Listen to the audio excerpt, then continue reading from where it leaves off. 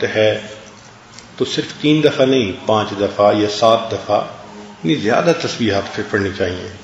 فرماتے ہیں شرم کی بات ہے کہ انسان تنہا نماز پڑھنے کی حالت میں طاقت ہوتے ہوئے اقل تسبیحات پر کفایت کرے.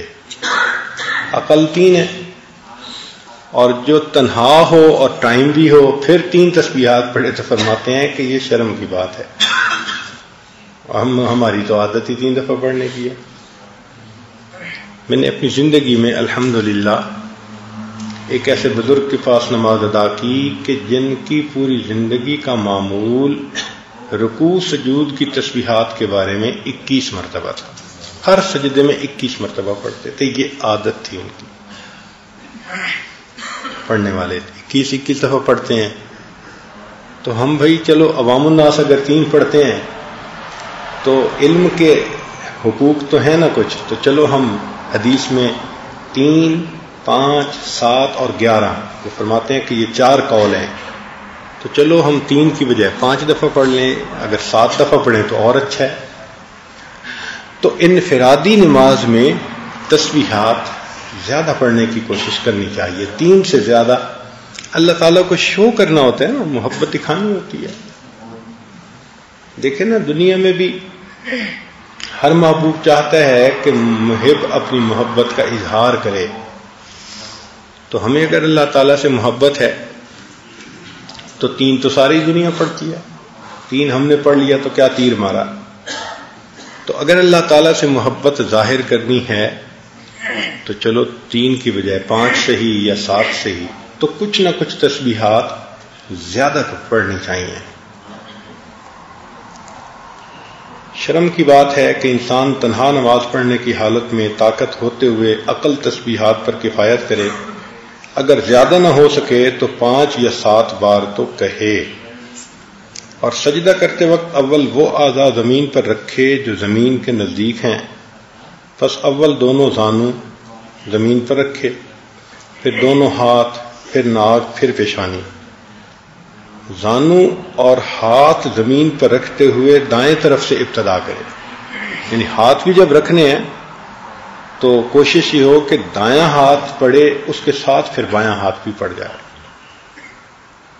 اور سر اٹھاتے وقت اول ان اعضاء کو اٹھانا چاہیے جو آسمان سے نزدیک ہیں, پس پہلے پیشانی اٹھانی چاہیے. یعنی جس ترتیب سے رکھے تھے پھر الٹ ترتیب سے اس کو واپس لانا چاہیے.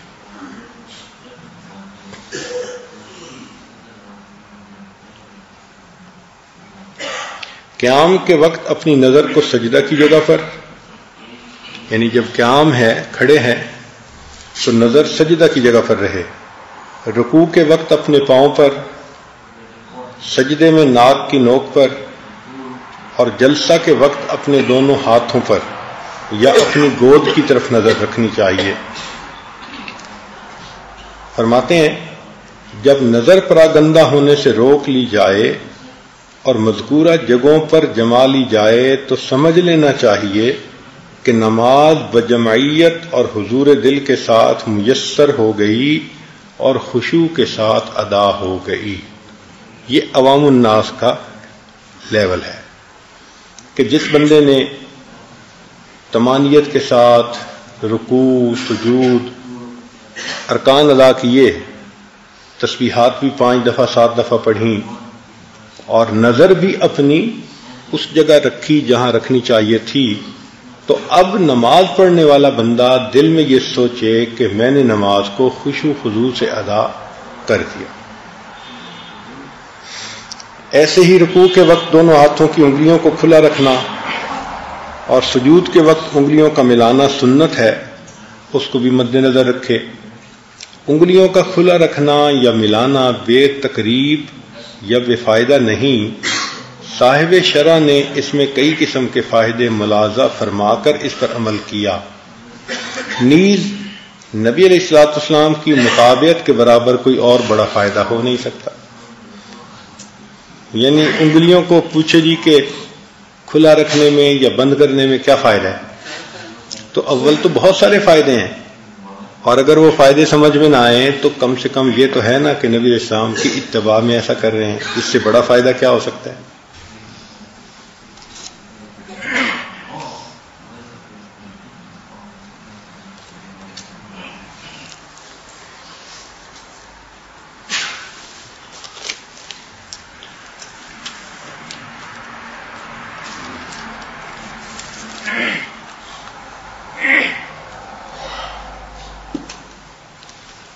دوسرے مکتوب میں امام ربانی مجدد ثانی رحمۃ اللہ علیہ نے نماز ہی کے بارے میں بات کی ہے،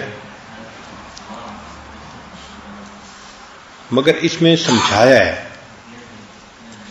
تھوڑی سی گہری بات ہوگی، توجہ فرمائیں۔ جاننا چاہیے کہ نماز میں تکبیر اولیٰ سے اس بات کی طرف اشارہ ہے کہ حق تعالی و تقدس عابدوں کی عبادت اور نمازیوں کی نماز سے مستغنی اور برتر ہے۔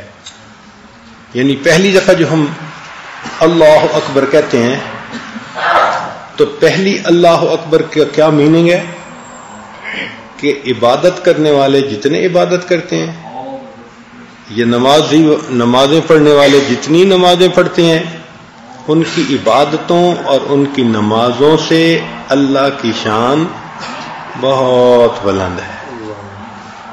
اس احساس کے ساتھ شروع میں اللہ اکبر کہتے ہیں۔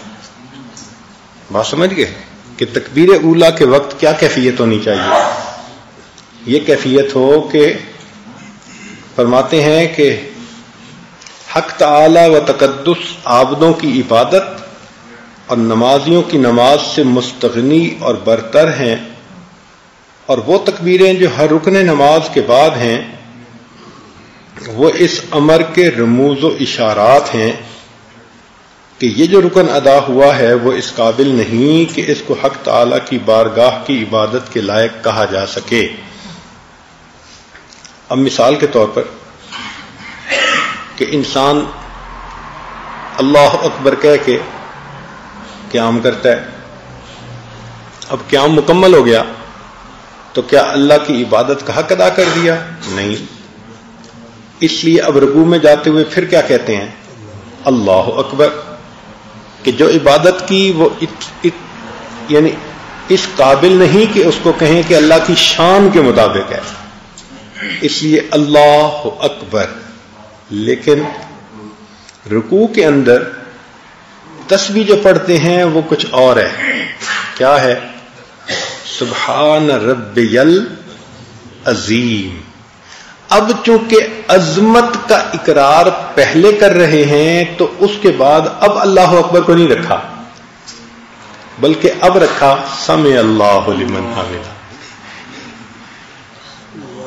چونکہ عظمت کی نفی ہوتی نا پھر تو، اس لیے ساری تلاوت اور رکوع اور سارا کچھ کے بعد اللہ اکبر کہ نہیں ابھی یہ حق نہیں ادا ہوا، تو اللہ اکبر کر کے رکوع میں چلے جاؤ، مگر رکوع میں چونکہ سبحان ربی العظیم اللہ کی عظمت کا اقرار ہو رہا ہے تو فرمایا کہ ہاں عظمت تو اللہ تعالیٰ کی ہے، اس لیے اب اٹھتے ہوئے تمہیں اب پھر تکبیر نہیں کہنی، اٹھتے ہوئے کیا کہنا ہے؟ سمع اللہ لمن حمدہ، اور مقتدی کہتے ہیں ربنا ولک الحمد۔ اور حدیث پاک میں ہے کہ جس کی ربنا ولک الحمد